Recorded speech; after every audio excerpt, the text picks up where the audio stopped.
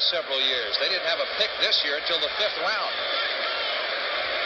And they're minus their first and second picks next year.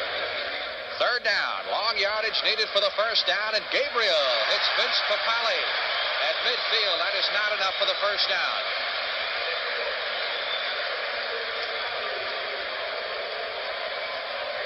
Vince Papale, number 83, the second-year wide receiver.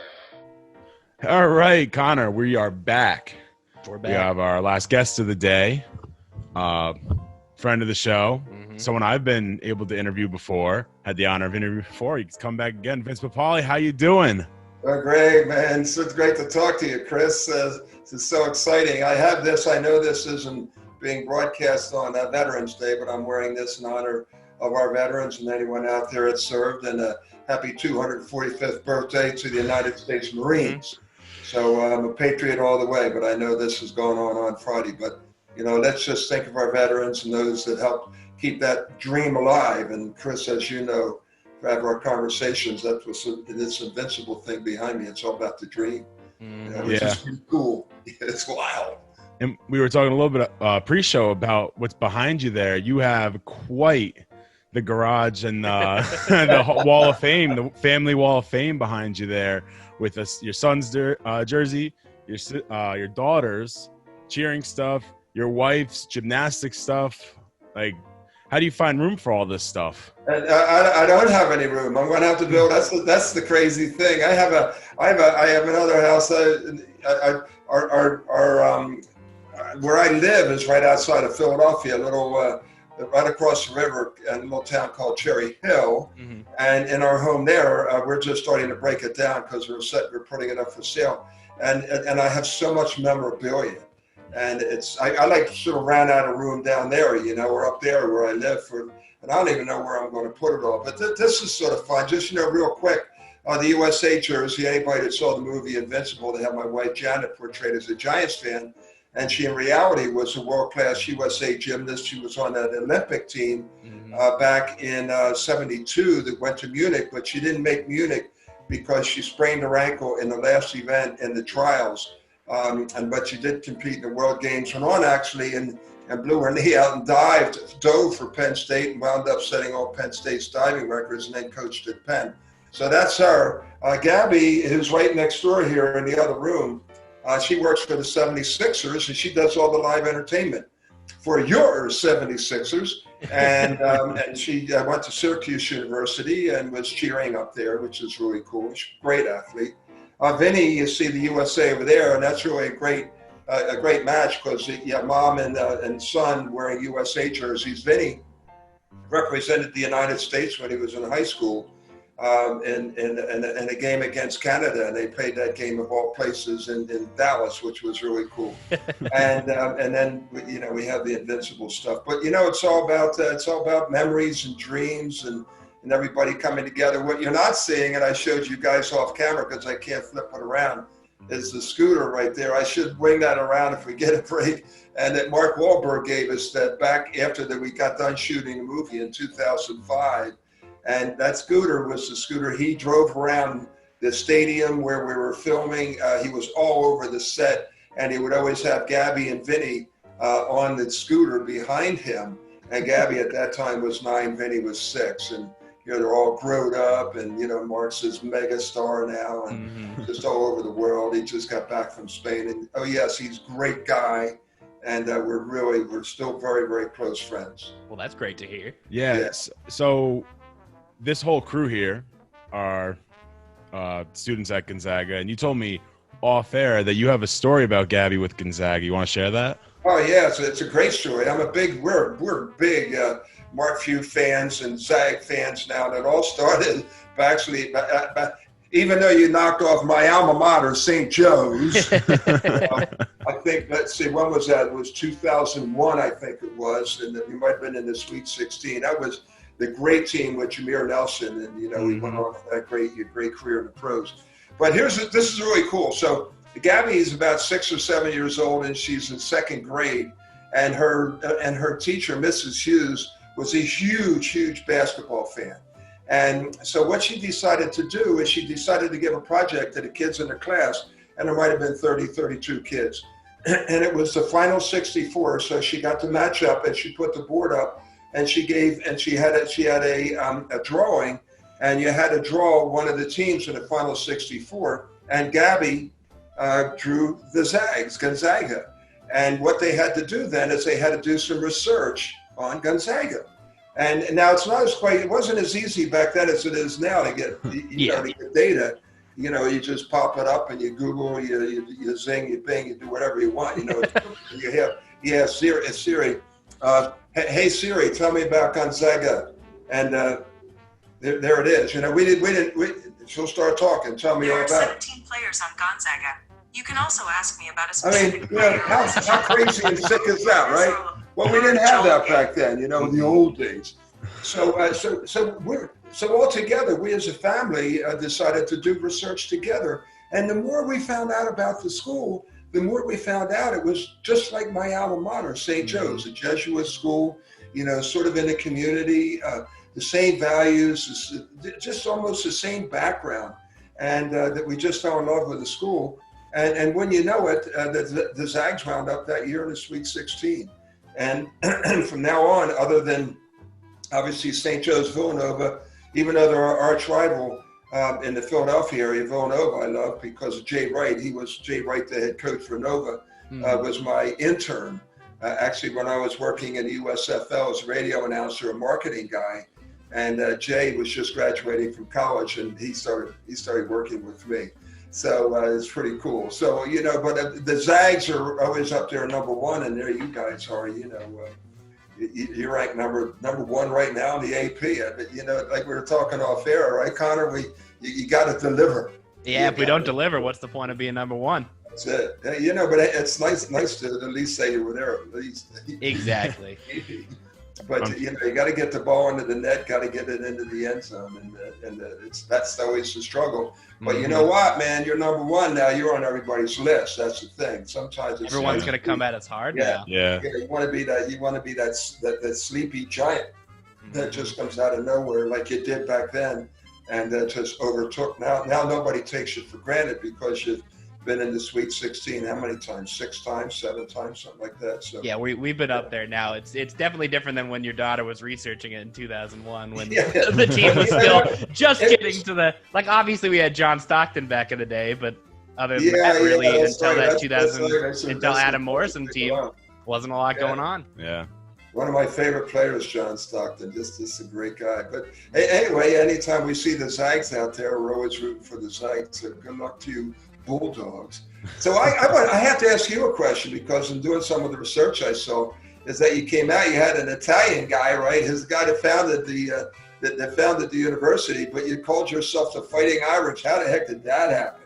And so you switched names to the Bulldogs. Maybe you ought to do a little research and get back to me on that one.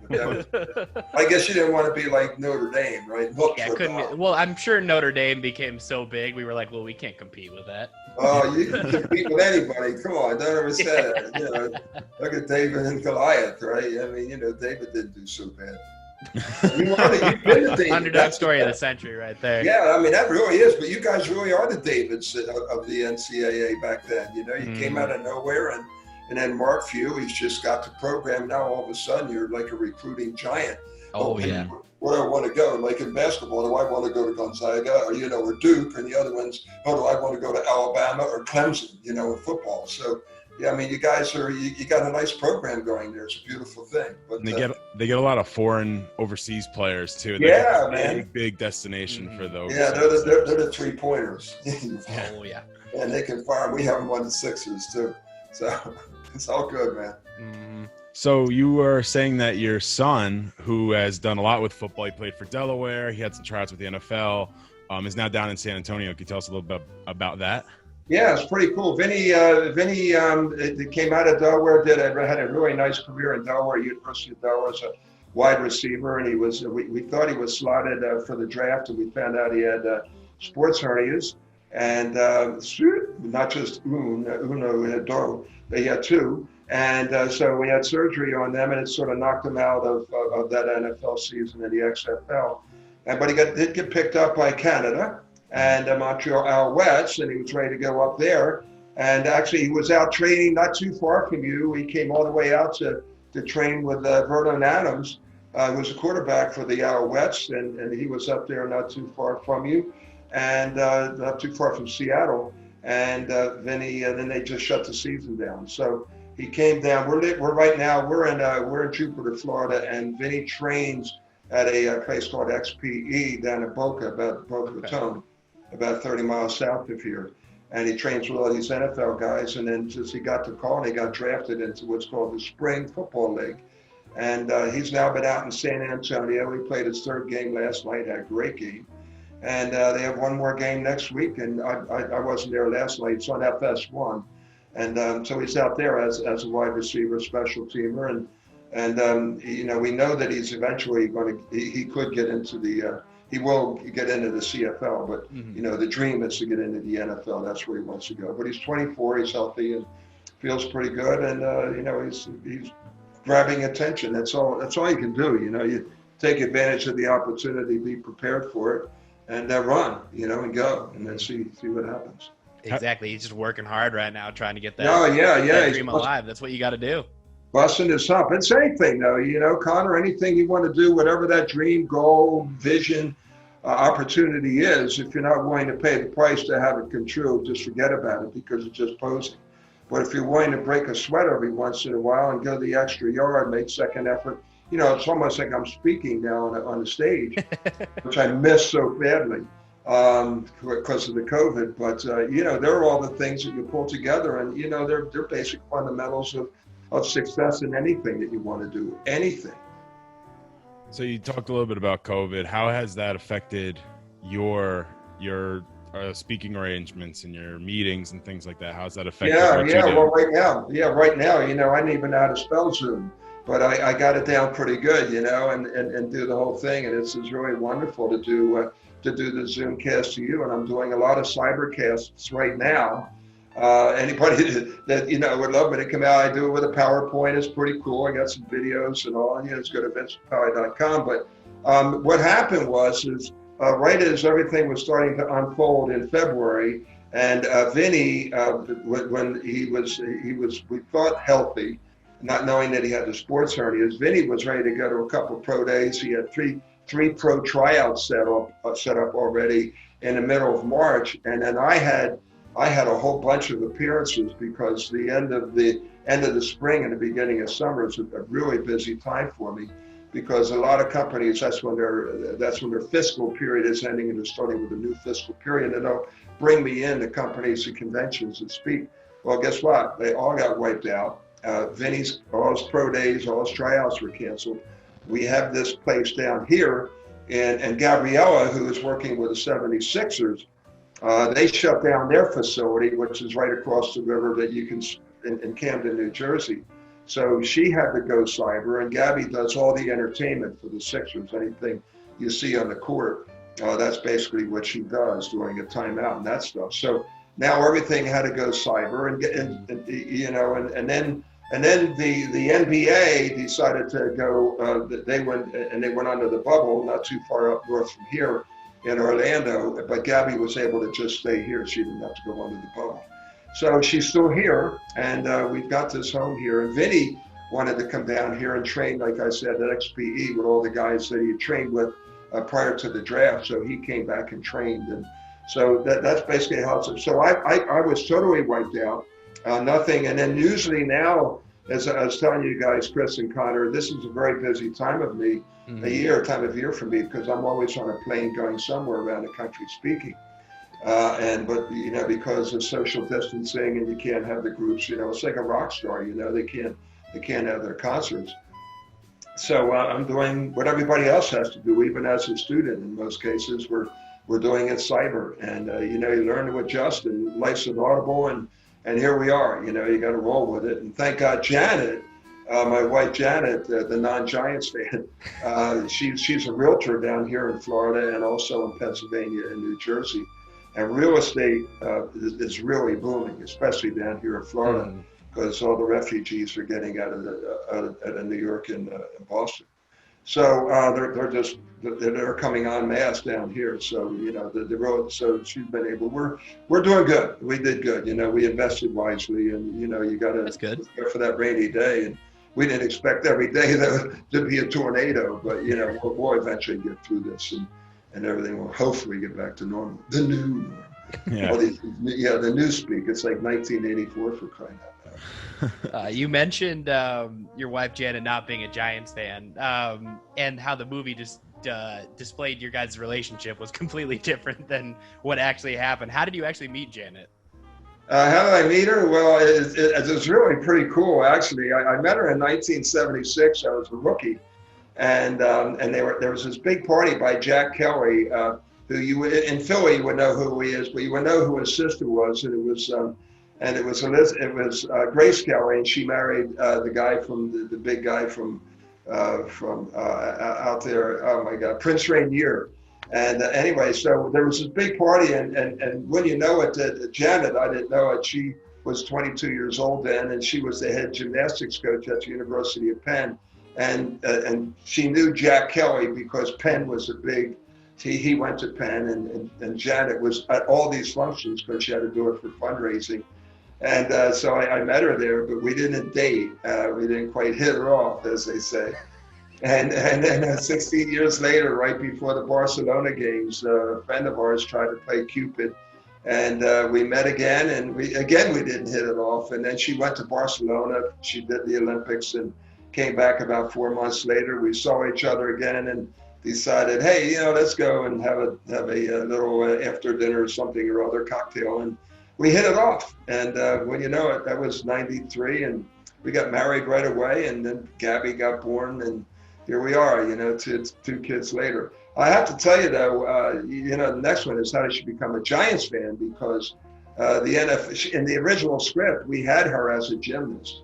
But the NFL, in order to get their endorsement figures so that we could use, we could use their branding and all that stuff. Mm-hmm. The NFL said, well, we'll endorse you and give you the branding rights, but we would like your love interest to be a Giants fan, and we'd like her to be a bartender.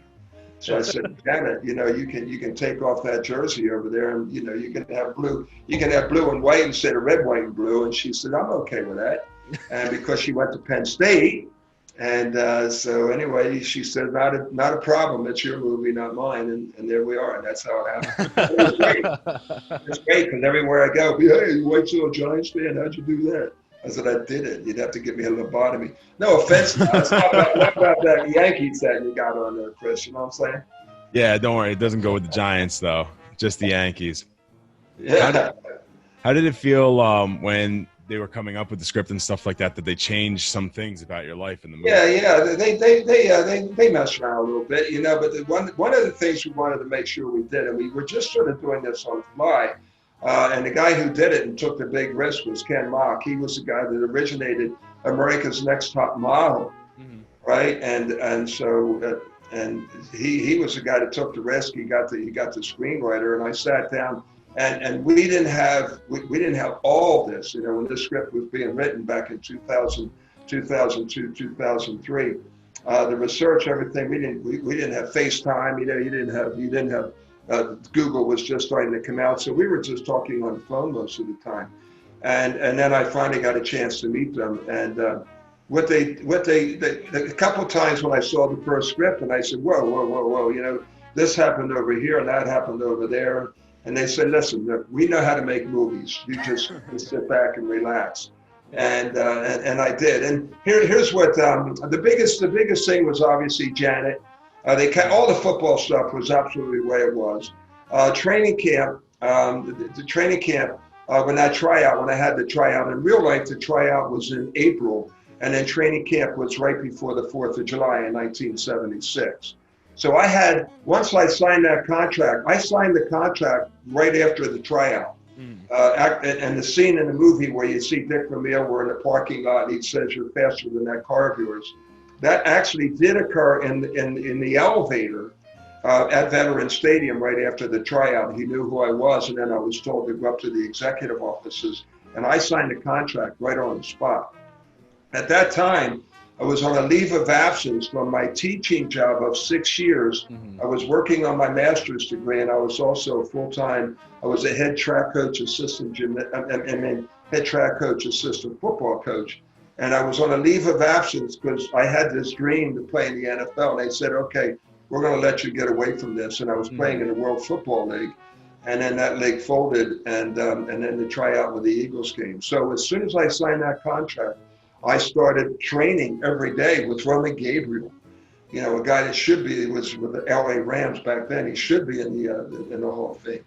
But, and then to subsidize my income, I was a part-time bartender, and every once a substitute teacher. So that's how they fit that into the movie, but they didn't go back. They just stayed right at that point. So that was number one. And number two was I didn't play in that one-touch football game in the mud. The night I went to the game, but I didn't play in it. And I warmed up with the team just to mess around with the guys we were playing against. They thought I was crazy anyway. And so I did that, and but I didn't play in the game. But other than that, you know, a couple. And my first wife, she really did walk out on me and left that note. I mean, that was true, and that's one of the most often asked questions. But 95% of the movie was right on the money. And some stuff, you know, with time and events, they did change it around to give it an effect and to get what they call play. So they get a reaction from the audience. So it was pretty neat. And to have Mark and Elizabeth and that whole crew that was there, Greg Kinnear, it was wild. So wild. So when you were done with football, you suffered an injury in '79, and then you went into broadcasting. You said that was for the USFL. Yeah, I was in broadcasting. You can probably see the shoulder right there when I had the separation. It was up like over my ear. But you know, and actually I got 4 seasons in. Wikipedia says 3. But my 4th year was on injured reserve. In the first preseason game, I re-separated the shoulder that I had surgery on in the off season, and then I was playing with a separation. So I go in. The coach told me to come out of the game, that I was done because I had a good game and I was have one more play, because the guy that re-separated me gave me a cheap shot. He was returning punts, and I figured I had to get even with him, and I was going to kill him. And I got him. I got him pretty good. But the problem is I didn't go in with my right shoulder, so I came with my left, and it was a little bit wet. And he just jiggled at the last second. So instead of hitting him with my head across and my shoulder here, I caught him right here, and it just ripped my arm out of my shoulder blade. Ooh. So I had a dislocated right and a separated, dislocated left and a separated right. So that was the end of that. But in the off seasons, I actually was working for CBS Philly, Channel 10 as a weekend sportscaster. So they brought me on full time. But then they brought in somebody else, and you know, I was sort of cut from the roster, and I got out of the TV end of things, which was, I thought I was going to go network. Actually, I was chosen to go network and train up with networks. But that would have been pretty cool. But anyway, I wound up working with the Stars, the USFL, and Carl Peterson was who, you know, our general manager at the Eagles, who was Kansas City Chiefs, Dick from Mills guy and all that. He was a president, and he brought me in with the Stars, and Jim Mora was the head coach. Practice, you know, that was the infamous Jim Mora, you know, when he was with the Saints, and such a great guy and a phenomenal team. And I was their color analyst, their analyst, and also I did a lot of marketing. And at that point, that's when Jay Wright came in and started working with me. So I was into broadcasting for a few years, and I did radio in Philly. Actually, when the Sixers won the World's Championship, back in the 80s, I did the pre- and post-game show for the radio broadcast, which was really cool. And ironically, you know, Gabby works for the Sixers now. But then I got into sales and marketing for the last 25 years, and then boom, the movie came out 14 years ago. And next thing you know, like you got to be able to be flexible and, you know, be agile. So and then I transformed myself into a speaker, and they call me a tier 1 speaker, which I don't know what it means, but I think it's better to be tier 1. Yeah, I was going to say top tier. Yeah. So anyway, it works out, you know, and I'm getting back at it. I'm looking forward to 2021, getting up on the stage again and doing my antics and having fun with everybody. What did you do immediately following broadcasting? Like when? Well, I got into I got into the mortgage business, ironically, and did very well in the mortgage business. And in order to, which is really cool, in order to get a feel for what the realtors do, I got my realtor's license. So everybody in our family has realtor's licenses now.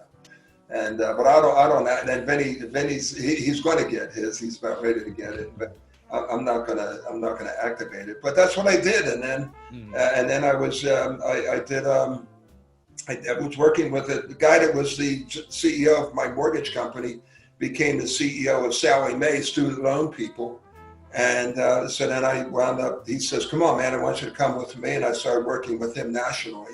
And it was really cool because we had a really cool program called The First in the Family. So we would give a $10,000 grant that you didn't have to pay back, a grant as opposed to a loan, to somebody who was the first in their family to go to college. Oh, and that's we great. did it usually in a depressed area, and it was just, and I was the guy that would give that award out. And I gave 10 of them out. They gave $100,000 in grants back then. And then the movie came out, and then I was being taken so much by the movie, getting into the speaking side of things. I sort of retired myself from Sallie Mae, and that's what I've been doing for the last 14 years, sort of.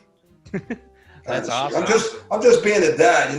That's a great thing because the cool thing is throughout all that, I was able to see everything Gabriella did when she was cheering, anything that Vinny was doing when he was playing all the sports that he was playing, mostly lacrosse and football, and Janet. So I could control my schedule, and I never, and the kids will say that, the thing about my dad is he never missed anything. I never missed an event, which was cool. And it was just like my father. My father worked at Westinghouse. It's not like, back then we didn't have travel soccer. We didn't have travel this, travel that. Everything was within a 5-mile radius. It was all within the communities around suburban Philadelphia.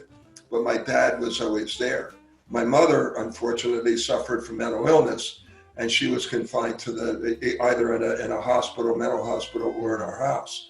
And I wasn't comfortable going out anywhere. So she never saw me compete beyond my 9th grade. And then she started having some issues. But, my dad was always there for me. And I swore that if I ever had kids, that I would never miss anything, even if it were practice. Sometimes I'd take a red eye just to when Vinny or Gabriella would wake up, they'd wake up and they'd see me there and wonder, how's he here? I mean, he was in California last night, but that's what you do, and it's a beautiful thing. So, it's my wife, it's my kids and my wife, so it's pretty cool. I have a great life, no complaints. Anybody say, do you want to do it over again? I love it just the way it is. That's fantastic. I love to hear from people like that when they're just like, they're happy with how it went. Hey, listen, Connor, it's always a bumpy road. It's never you go to A to Z. You're never going to just get there in a straight line. It's all over. And my buddy was a boxer. His name was Joey Giardello. Back in the box, he was like the original Rocky. He was. I mean, you talk about the poster child for Rocky. This was this guy, Joey Giardello, and he says, yo, Vinny, man, you got to blah, That's just such a boxer name. That's such a good boxer name. and it was just great, and that's what life is. Life is just bobbing and weaving and calling audibles and, doing your adjustments. And that's our general manager wrote a book called Life's an Audible, which is cool. And that's you got, especially now, man. If you get into this now, you're gonna wind up goofy. You mentioned during that talk about the grant for college. It seems like charitable actions have been a big part of your career. What was it like working with the Eagles Fly for Leukemia? Oh my God, Connor, that was incredible. I'll never forget. The general manager, Jimmy Murray, came up to me one time and he says, "Hey Vince, what are you doing Friday night?" I said, "I don't know. I practice Saturday." He said, "There's a beef and beer right around the corner. We'd like you to go there. All the benefits going to go to the Eagles Fly for Leukemia." I said, "What's that?" He said, "Well, that's our big charity. You'll know all about it." And here what it was we had Children's Hospital in Philadelphia, CHOP, which is now huge. It's world renowned. Excuse me. And they had the oncology ward, and they had these kids with cancer. and most of it was leukemia. So it turned out the Eagles had a tight end, and back in the day, and his daughter had leukemia. And what they did is they then came up with this Eagles Fly for Leukemia. So every dollar raised was matched by the owner, Mr. Toast, Leonard Toast. So if we go to a beef and beer and there'd be $2,000 raised, Leonard Toast would give that $2,000. And it would be tax-free, and it would go to the Eagles Fly for Leukemia. Well, now you hear about the Ronald McDonald House. Well, the Ronald McDonald House is 40 years old. I was there at the first Ronald McDonald House grand opening. And it was all a result of this Eagles Fly for Leukemia. So that was my first foray into that. Now, ironically, I'm a cancer survivor, and I do a lot for cancer, and I do a lot now for the veterans and for the police. One of the reasons I'm down here in Jupiter is because 4 or 5 years ago I was asked to be guest speaker at an event for survivors, Blue Lives families, and the survivors of those officers who have been taken out or who have died. And I came down here and just being a part of this community and getting to know everybody, we just fell in love with it. That's one of the reasons I'm here now. And also there's the Travis Manion Foundation, my good friend, Colonel Tom Manion. And I meet a lot of these people because of speaking engagements. He says, come on down to McGuire Air Force Base. I want you to speak. He said, we're having this benefit golf tournament for my son, Travis, who got killed in Fallujah. And then the more you know about it, it's this unbelievable story. He says, if not me, then who? And they have this whole character matters thing. And now my friend Tom Manion, who was a 30-year Marine veteran, and I wished him a happy, and he's coming down here to hang with me for 3 months and another month. And he asked me to speak, and he's become my best friend. I spoke to Navy SEALs, and the guy that ran the SEALs, the guy's now one of my best buddies. I spoke to the FBI, and the guy that ran the FBI there. We all Philly guys, we all Eagles fans, and we all hang together now. It's like the greatest thing in the world. But the beauty of it is it's helping other people. For sure. Yeah, and that's basically kind of that's the long and short of it. And remember, my kids are involved. Gabriella's a big still, and she's got a little sister in the Big Brothers Big Sisters program, and my son Vinnie will volunteer for any charitable event that has been asked to do. And that's always incredible. And Janet's the same way. So we like to give. Givers get. Basically, that's what givers get, and the last dollar that you raise could be the dollar they find secure. Simple as that. Exactly. I mean, you mentioned yourself that you're a cancer survivor, and reading up on you, a lot of people have credited you with getting checkups and discovering that they have it as well. What's it like been to be so open about your own diagnosis to help other people? Well, it's just what you do. That was pretty easy. The open part was is discussing mental illness that I had to deal with in our family and my mother. And now it's an open table. Back then, though, nobody wanted to discuss it. But this was something that was going on in the 50s and 60s, and I was struggling with, because every time I'd come home, there would be something going on, and it was very difficult. If it weren't for school teachers and coaches, I don't know how I would have gotten through it. My dad was a hardworking guy, never got beyond the 8th grade. He was a pig farmer growing up. My mom never got beyond the 8th grade. And, there was just, it was different. They were always there for me, but he was just consumed with trying to make sure he was keeping the house together and paying the bills with me and my sister and trying to get her through college.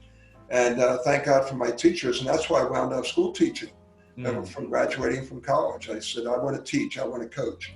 And I want to coach with the guy, my football coach, and coach with them. And I had the honor of doing that for 4 years before he moved on. And then I eventually started chasing the other dreams. So you got to givers get, you got to get involved. For sure.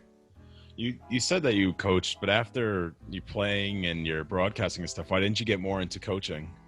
Well, I was thinking about it. It's funny you say that. And Coach Ramil had offered because Coach was coaching, and he said, but I'd like you to go back and coach in the college ranks for a while.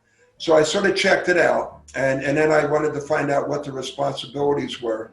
And at that particular time, I wasn't ready to give up what I was doing and just start again and go back and get into the recruiting thing and all that. And I thought that I had something to offer at the pro level. And actually, there was when there was a coaching change with the Philadelphia Eagles, Coach Vermeil was up for hire, and somebody else was chosen over Coach Vermeil. And if Coach had gotten that job, I would have come with them, and I would have been in charge of community relations and player relations with Coach Vermeil. But it didn't happen, and so I just stayed in the private sector and got in sales, and I was very successful in sales. Once I finally got the confidence, and everybody laughs, got the confidence to ask somebody, please.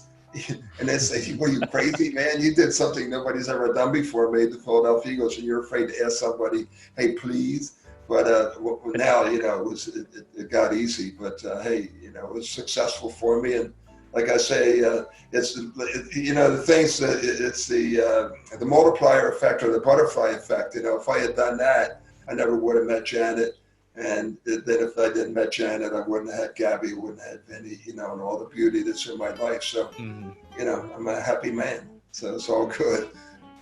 Do you think that in today's NFL, they could ever do an open tryout like they did back then with all the talent that comes in and all the different player pools and stuff like that? Do you think it would ever happen again? Well, I don't think it'll happen again, but it should happen again, Chris. I think it'd be a lot of fun. I know some guys have played with it. As you say, there's great player pools out there, but they're thinking right now they have the spring league, they have the XFL, what's going on with Vinnie right now, these are parts of those player pools. And, but I would just love to see that. It would be a lot of fun. There might be just that one guy. Dick Vermeil everybody thought he was the first to ever do it, but actually it was George Allen that did it with the Redskins back in '74. And he got a free agent by the name of Herb Mulkey, who became a great special teams player. And he went on and had a pretty nice career with the Redskins. And George Allen was Dick Vermeil's mentor. So he says, well, if he can find one, maybe I'll find my Herb Mulkey. And then he did in number 83. And I was the guy. But he never did it again, which surprised me. I couldn't figure it out. So how does it feel knowing that your life story is now one of the biggest sports classics of all time? Pretty sick, man. That's all I can say. It's like, okay, can I pinch myself without leaving a mark? But yeah, so it's wild. It's funny. I have guys. It's like here's a cool one. Adam Thielen, right? So Adam Thielen, great wide receiver for the Minnesota Vikings, and so when the Vikings were playing the Eagles a couple of years ago in the NFC Championship in Philadelphia, they're comparing Adam Thielen to me. The guy came from the streets basically, and then he winds up being a star in the NFL. But I never got a chance to be like Adam Thielen and get $1 trillion contract. It's ironically his agent's my son Vinnie's agent. Blake Barrett's. So, and I called him because I said, my son's been compared to Adam Thielen, and then when you know it, he called some people and they said, you're right. So anyway, anyway, I get out on the sidelines and I say, yo, hey, 17, what's up, man? And he looks over, he says, oh my God, the legend. And he called me a legend, and I had to start laughing. And now I meet a lot of guys that I put up on a pedestal, and they call me a legend. I say, oh God. So it's wild, you can't even imagine what it's like. But look, I still, and what the thing is I don't like, when Vinnie caught a beautiful touchdown a couple weeks ago in the game, and it was on national TV, it was an FS1. And in the stands, we're at the Alamo Dome. There's like 50,000 seats, and there's 100 people in the dome. And I'm in a section all by myself. I mean, not anywhere near me. I am socially distanced in bold, italics, everything letter. Still with my mask half on, and so I don't choke on the damn thing. And then he catches this beautiful, catch in the end zone over his shoulder. And I just got up and did this. And when you know it, there's a camera on me. And I said, oh man, so poor Vinny, he catches this beautiful pass and he has to deal with his old man Invincible. It's just, that's when it gets a little bit cumbersome. I never wanted to interfere and overshadow my family and my children, but right now, they're pretty much used to it. It's all good. But it's still wild. It's still a lot of fun. I think the family's done pretty well with the Invincible. Yeah, they're doing good. They're still chasing their dreams, and hey, like say, you just gotta keep grinding. Every day's grind. Win the day. Is there anything you want to promote real quick before we wrap things up? Yeah, that'd be pretty cool. I was saying earlier, I've got a really cool book out there. It's on Amazon. I just happen to have these here. And it's called The Last Laugh, and it's called Vision to Victory. And Dennis Franks is my teammate, roommate. You saw the movie, and the guy that came up, talked about the knuckles. Well, he's my best friend. He lives right near Charlotte, and he's the godfather of my children. And we have a picture in the Hall of Fame called The Last Laugh. You can Google that up. And it's after I made a big hit against the Washington Redskins to save the game, as they say. And then Dennis picked up the ball. But it was sort of, that was a prototype for the last scene in the movie, and which really did happen, something like that. And so that's that. It's on Amazon, The Last Laugh, Vision of Victory, and of course, VincePapale.com for anybody's podcast. And Gabrielle and I were actually in the throes of doing exactly what you and Colin are doing, and we have a podcast that's going to be coming up very shortly, right after Thanksgiving, and it's going to be called Gabbing with Invincible. All puns intended. And Gabby's going to take the millennial point of view. I'm the old school goat, I'm not the greatest of all time. I'm really a goat. And we used to drink goat milk back the way in my grandfather's farm. and so that's it, and they're the things I'm doing, but it's fun. But hey, life's a joy, and just for everybody out there, we've got a change in everything that's going on right now. And I'm just going to ask and implore everybody, and I said I didn't want to get political, but come on, let's everybody come together and let's look at life as if it's a locker room, or let's look at life as if it's a Navy SEAL boat going over waves, or anybody in the locker room, you look around, you don't see color, you don't see religion, you don't see background, all you see is your teammate. And who do you play for? You play for your teammate, and you try to get into the goal line. And I think if we take that philosophy in life, things are going to be a lot better and a lot easier for us. And please, I know that the mask thing and everything, just please be safe and be respectful. Treat everybody you meet as the most important person you've ever met. And life will be a lot easier and a lot better right now as we go through this, because people right now are freaked out. And you're having the snow up there. We'll never see it down here. But I can't imagine, and you're getting enclosed. People are getting freaked out by this. And we got to stay in this together as if we're one team, just like the Zags. #1 in the AP poll, baby. Let's go. Yeah. Be rooting for you guys, the Zags. Much appreciated. So, Vince, I've told you this story before, but I'll say it again because the new audience, I don't know if Connor's ever heard it, but I told you this the last time we interviewed. So it was in the early 2010s. A couple friends and I decided to go to Philadelphia Soul in the conference championship, or it was something like that. Tickets were like $10. We decided to go in, and we're there, and the announcer says, now we want to introduce Mr. Invincible himself, Vince Papale, and it goes right, a camera's right on you, and we're looking at it, we're like, hold on a second. And we look up 2 rows. You were 2 rows in front of us. You were right in front of us the whole time. We had absolutely no idea that you were there because we're watching the game. Everything's going on. The Philadelphia Soul games, by the way, are a lot of fun. Oh, they were great. Yeah. A lot of fun.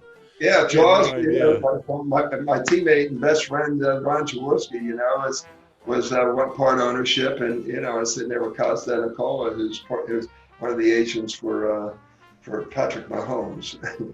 Well, yeah, it was fun. I love the Soul games. I have Soul jerseys all over the place, Yeah. I really miss arena football. Yeah, it's funny. Like the Philadelphia Soul are like a really known team. They're like a really known football team, and it's probably the only arena football team that's like a really known football team, because most of them don't really last too. Well, speaking of arena football teams, the Spokane Shock was supposed to come back this year. with the season, and they're going to restart up next year. Yeah. But apparently that was a pretty well-known brand until they folded. But now that they're coming back, people are pretty excited up here. They have to be like the most tenured team in arena football. The Philadelphia sold, but those games are a lot of fun. They eventually just shrunk, and with money and whatever. So it's sad, It gave some guys an opportunity, and for us, I just like that. It's like getting roller cross. I like that boxing cross. It's a lot of fun. Always action, music's gone, and it's good times. So yeah, I remember that was pretty cool. Yeah. Well, Vince, thank you for your time. Thank you so much for joining us. Darren, Connor, Hannah, see you.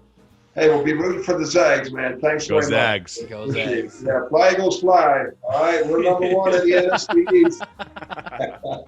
See ya. We'll be right back. All right, man.